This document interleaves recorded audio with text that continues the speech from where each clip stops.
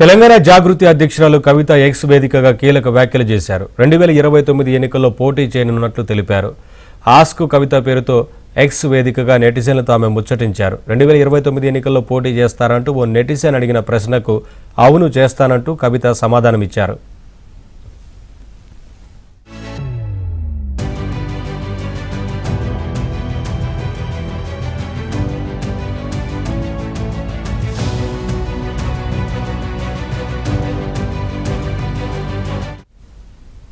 మరోవైపు కవిత రాజకీయాలు వదిలేసి ఏదైనా వ్యాపారం చేసుకోవాలంటూ ఓ నెటిజన్ సూచించాడు. కేసీఆర్ ట్యాగ్ లేకుండా కవిత రాజకీయాలకు పనికిరారంటూ ఘాటుగా కామెంట్ పెట్టాడు. అతడి వ్యాఖ్యలకు కవిత కూడా అదే రేంజ్లో రిప్లై ఇచ్చారు.